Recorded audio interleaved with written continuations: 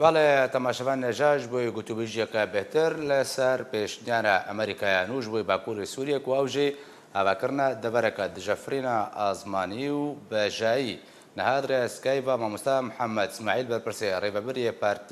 پۆلیتبەریە پارتیا دموکراتە کوردستان سووریا لەگەڵ منە مامۆستا محەممەد اسماعیل جەژناتە پیرۆز و دەمباش ئەv پێشنیارە و ئەمریکاش بۆی باکوورێ سووریێ کرێ بنارینەتە ئەمریکا وێ لەسەر جدی بەیانجیوەکە بریارە ئەمریکا دەماک و گوت و ئەوێژێ سووریێ ڤەکشێ و پشترە دەمودەست پۆشمان بۆ ژێ بریارەخوا ڤەکشیا و دە سووریێ دەما وگەلۆ ئەمریکا حتا چرا دەیەکێ یێ vê پێشنیارێ بخێبوارێ جێبجێکردنێدا دەستپێکی سلااو و ڕێز و هەمی پیرۆزبە جەژنا قوربانێن هەمی مڵەتی کورد و نەخاسم کارمەندێن ئارکێ و هەمی کورد و کوردستانیا و مڵەتی سووری و گشتی ئەم پیرۆز دکن گەلێک سپاس مامۆستا دەربارەی vê بابەتاوە بڕاستی ئەمریکا سیاسەتاوێ گەلکیت سووریدا نەزەلالە تێکلیە گوت ناو پۆتین و ترامپ بداژی چێبووی نەگەلکی هەرتش زەلالە گۆ ڕێکەفتنە هەردوو دەولەتێ سەرەکایە زلهێز ئەمریکا و رووسیا تێکلیەوە و دانوستاندنەوە هەتا نەها نەگەلکی زەلالە لێ گۆری سەر عەردەی تشتێ چێدبن و ئەمریکا ئەو بارەگەیە گوچێکردی ڕۆژهەڵاتی سووریەدا نه وەک شکلێ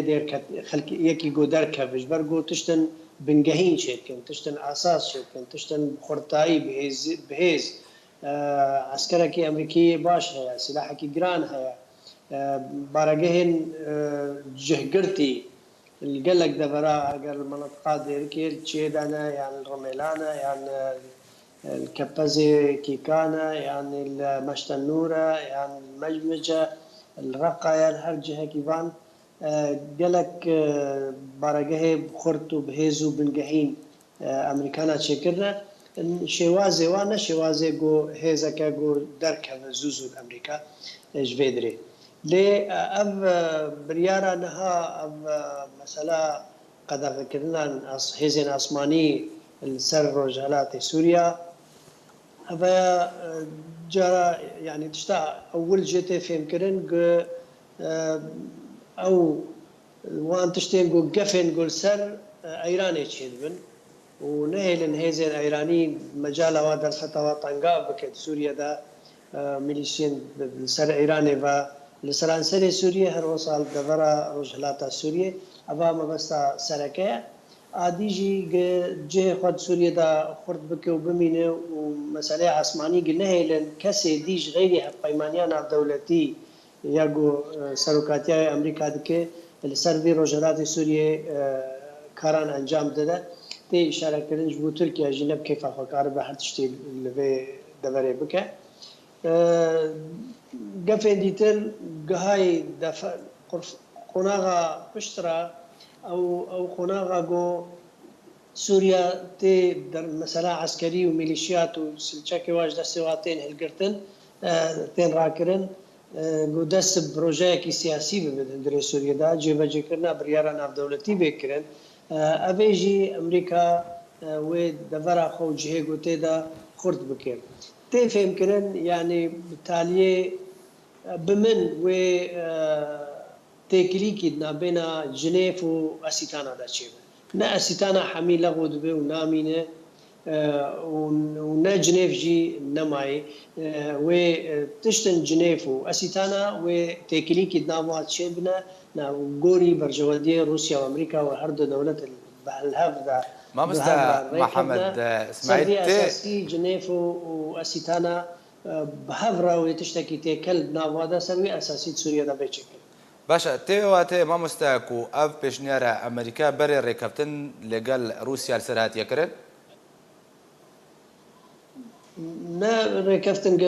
رووسیا ئەو رووسیا خەتێ بەرفرەهدا یعنی تشتێ سەرەکە مەسەلەی اقتصادی ئەمنی مسئله پارڤەکردنا بەرژەوەندیی خود گەل van لایەنێ دی سەروان تشتا هاتنە ڕێکەفتن لێ سەر تشتێ تەفسیلیە بچووک هینا ئەو نەڕێکەفتینە هەر یەک گۆری دەرفەتێ خوازە هەسەتا خوا زێدە بکرد خوازە نەهێلێ يعني روسيا لسوريا ده جهجرتيا روسيا سوريا ده دواري عسكري عزماني تاني ده ندواري وقوع لشكر وعسكر وخلق السر عردي روسيا دواري عثماني ده سوريا ده امريكا دواري عردي ده سوريا ده هناك ميليشيات سر عردي كرنا دست خواه هناك عسكري وي بخواه هي تخاز عثماني جي سر تمام بك يعني امريكا قل رجالات سوريا بك هاتي بش حردو آلية السر عردي بروجيك سياسي جي طرح بك بشتفانيا هناك هزابك يعني إدارة كي سر كيف أفتشيك وحماية عثماني جي قلنا هي لنتقالي جبرجو عثماني يرو دست روسيا تنيدا يعني روسيا بشكل كي عثماني سوريا دا نب واركي عسكري ولشكري السر عردي وميليشيات ومجموعات السر عردي بكاري عثماني تني كارتينه أمريكا واستكمال بكل برامبر روسيا قلنا هي روسيا حرتش تجي وقفك باشا مامۆستا محەممەد تێگوتنکو مەبەست vê pêşniyara ئەمریکی ڕێگریکردن لە ڤەگەرا داعشی و هەروە نەشتنە ڕۆلە ئێرانێ و نەشتنە دروستکردنە هەیکەلێکی استخباراتی ji بۆی ڕژێمە ئەسەدەیە هەردەمی دوێ درێدا ji ber çi xalekم bêjin behsa Kurda tê nehatekirin ku ji bo berjewendiya Kurda bêyan got bi sûdmendiyan got bi erênî ji bo Kurda vegerê تخل بحثا نا كردا ونا غير كردا بحثا سوريا حميانا كري يعني بحثا ملاتي سوري بتفاعي نهاية كري برجواندية ملاتي سوري بتفاعي آرامياوي وغراوي سر عرضا خوا درست كرنا بنجهك جيانا كجوا ملات كاربتي دا بيجي بشتي 8 سال قيرانا كطنقاف والسربي ملاتي دا هاتياج بو قتشاوا دكتاتوريات نمين الدفري او دكتاتوريات اقول دفري يروحي تشاوا تأثيرها فرولا ويلسر دولة دوروبر تفجي يعني ويلسر تركيا جهبه وسر أردن جهبه ويلسر حمي ولاته دوروبر جي رولا في خرابيا قوشيبوي وطنقابيا قوشيبوي فبحثا مناطق سوري تبعي نهاتي كرن ويا جمرة جرينج جي براسي بحثا كرداج نهاتي كرن وتبتكلي ودانوستاندن ناف أمريكانا وهيزن كردي دا نا وكو انجمن اجتماعي كردي دا حتى انها تشتكي وهاد شنبيه حتى انها وكو اما تشتكي ام جي فهم دكن ملف كردي رجلات نافيدا ريا جناب سروكي هجاي دا كاك مسعود برزاني حتى انها او بيوندي القلويجي حتى راداكي خرطو اصلكي بلند نهات يكرن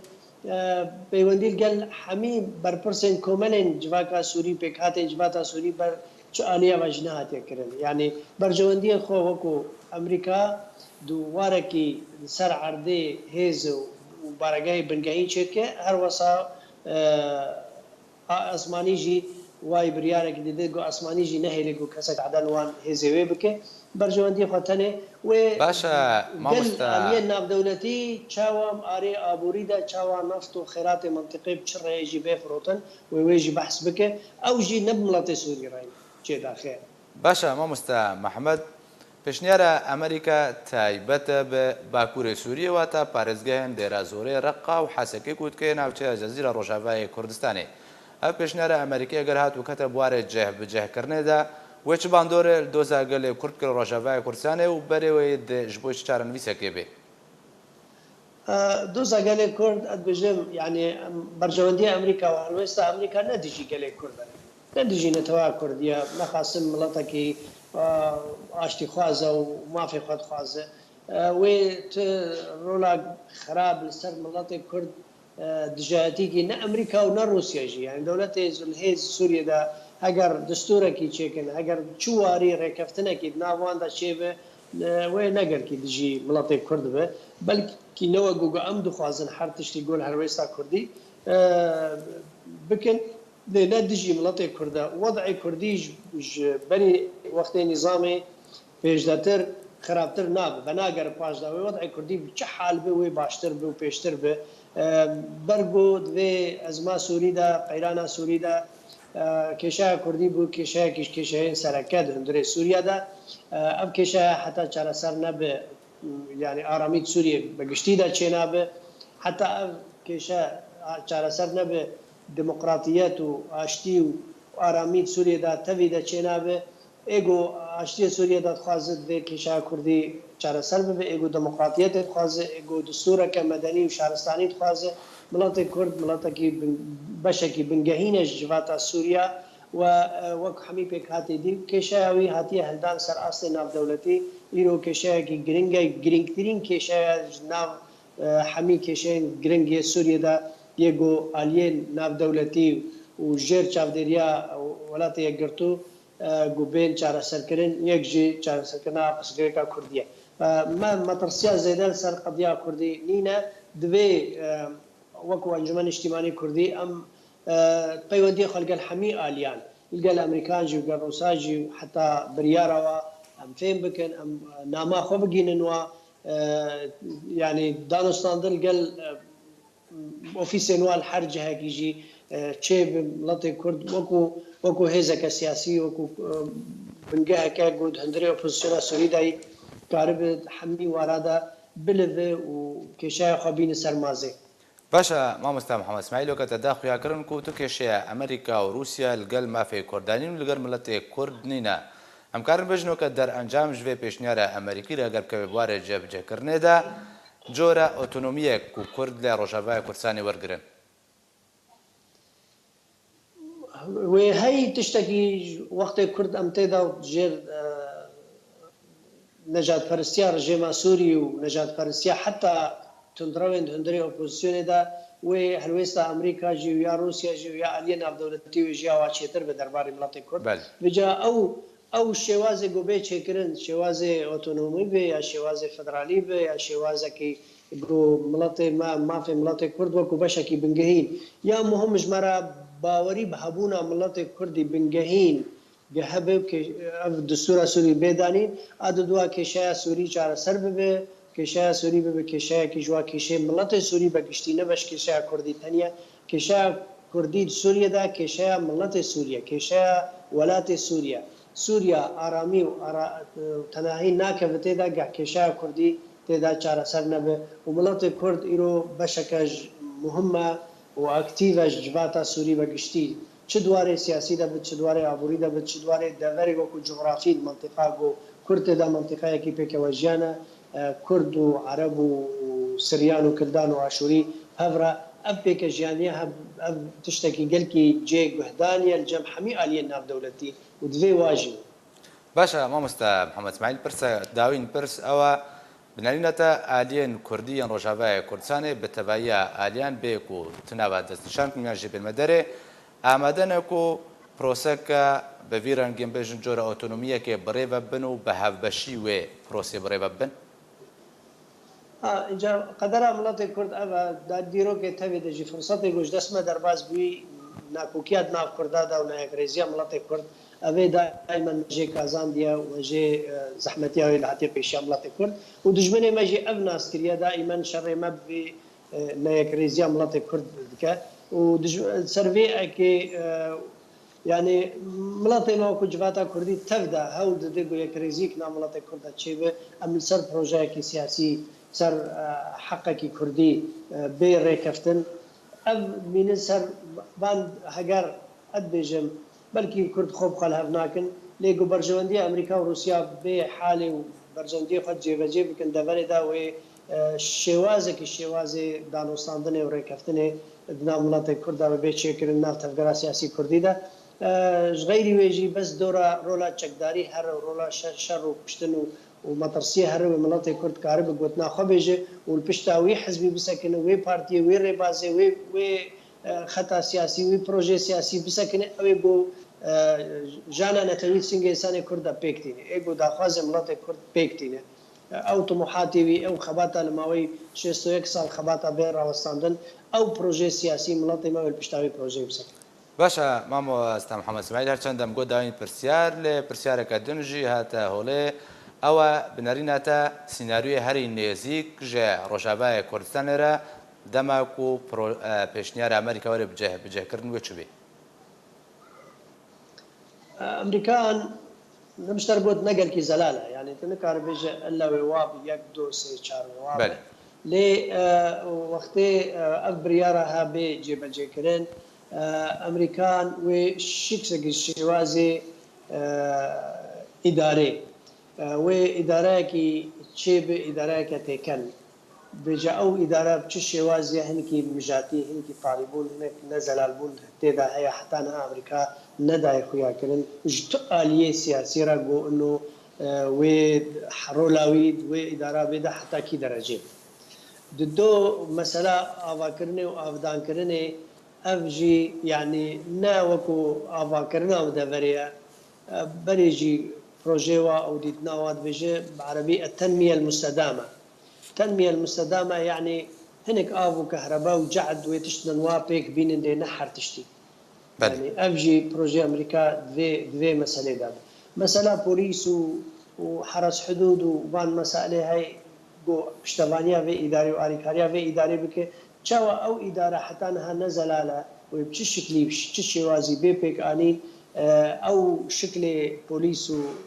شرطه گو بی شکرن و اوج حتی نه نقل کی زلاله لی امریکان و السرموجه کی قل کی درج گوری بریاره ناف دولتی بتر جنیف دا جیب جیب و گهداری هنک تشته خالد گو اسیتانا جی اف هر دو تشوك من اولاش تغاليا خود قول ويفان هر دو السر هفدودا اوي بخويا كرن شوازي